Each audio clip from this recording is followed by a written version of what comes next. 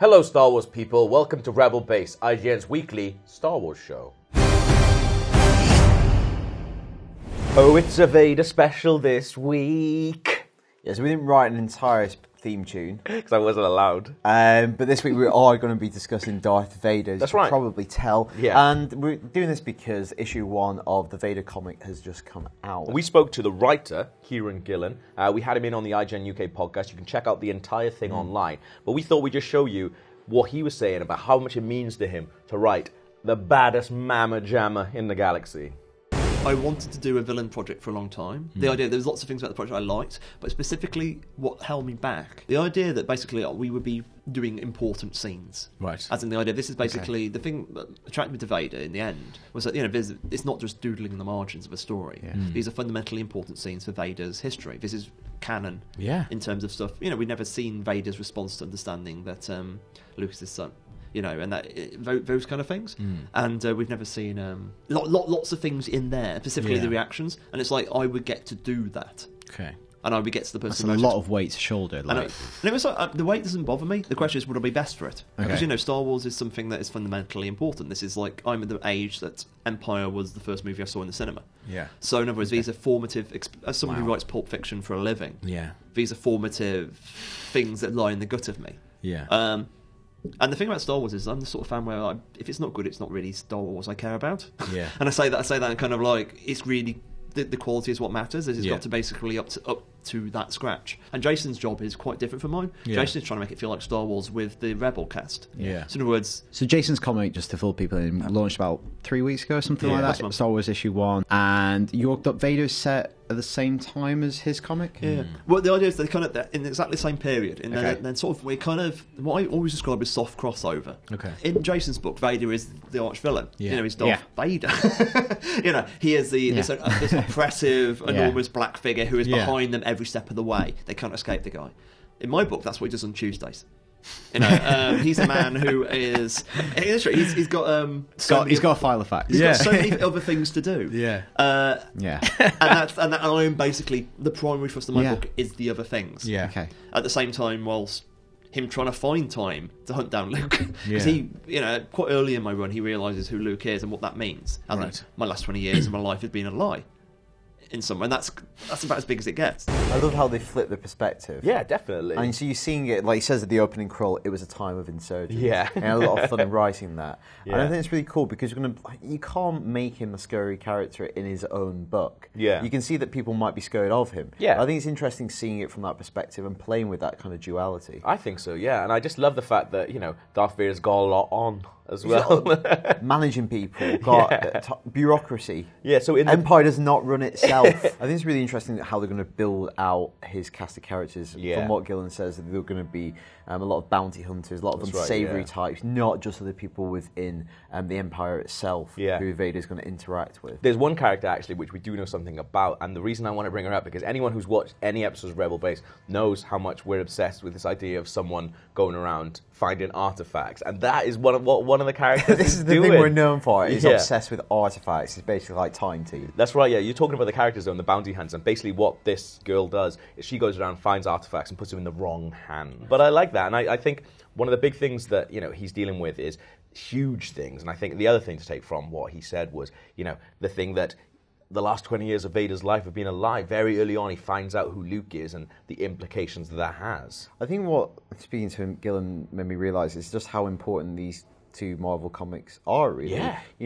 It's controversial when it happened, but a lot of the extended universe was put to one side, rebranded as Legends, no longer canonical, kind of a reset and a redefining and trimming back of the Star Wars universe. And these Marvel comics are like doing big, important moments, filling in really sizable gaps, getting into the psychology of Vader between those two movies. Definitely, and that's really fascinating. We talked about the spin-off movies doing that, perhaps, but the Star Wars comics are doing it right now. Yeah, it's crazy. So we thought then, let's use this as a jumping off point. Vader is a bad guy, but what are some of your favorite Darth Vader moments. We're going to kick one off, and this is one of my favorite things. Like, obviously, you know, we're not going to do the big ones. We don't do the obvious biggies. We assume a level of knowledge on Rebel Base. We assume you've watched Star Wars. A lot of these are new to me, so. Yeah. For me, one of the scariest scenes has always been that tiny, tiny scene in Empire Strikes Back where Admiral Pete walks in on Darth Vader without his helmet on. You just catch a glimpse of the sort of back of his head, and you can see whatever's under there is not nice. Yeah. Do you remember watching that when you were a kid? It was terrifying, yeah, because also at that point we didn't really know exactly much what he about was. What he was. Like, what the hell is it? Why does he need this breathing apparatus? Yeah. It wasn't very clear, but also I remember just like kind of the deathly pallor of his skin. It's not very nice. No. I feel like when you look at it now, it looks like a testicle. It's not very nice then. Yeah, but I mean, for me, that's one of the great moments. But another thing... that was the great moment when it looked slightly like a testicle. For me, when I realised Darth Vader was a giant testicle, that's when I knew what I wanted to do. This is the villain for me. When I was putting this list together, when you rewatch the trilogy, you realise that he's actually quite quick and smart. Yeah, he's quite funny as well. He's got quite a lot of awesome put-downs. So these are some of my favourite Darth Vader sick burns. See what you did? Sick burn number 1. Lord Vader, this is an unexpected pleasure. We're honoured by your presence. You may dispense with the pleasantries, Commander.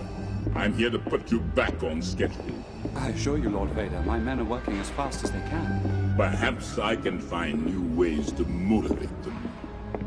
Sick burn number 2. I am altering the deal. Pray I don't alter it any further. Oh! Final sick burn. I shall assume full responsibility for losing them and apologise to Lord Vader.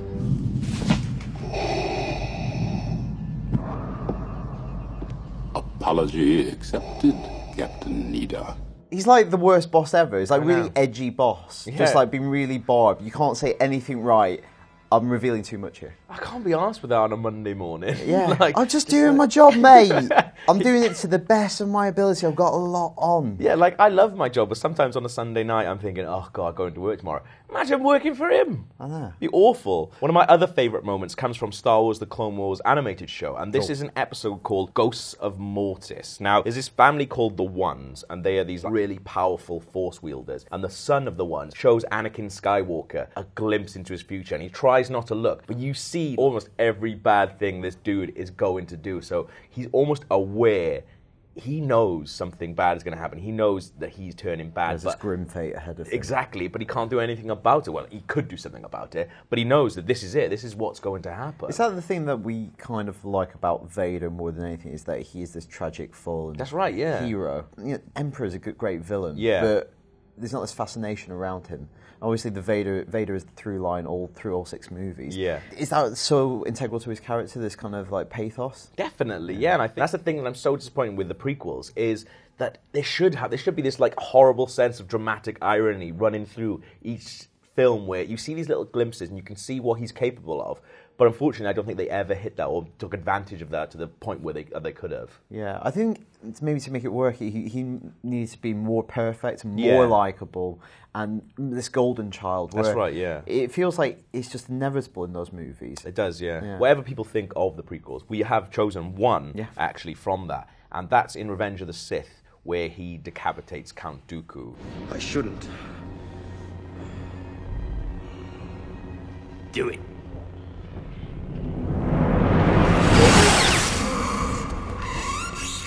Do it.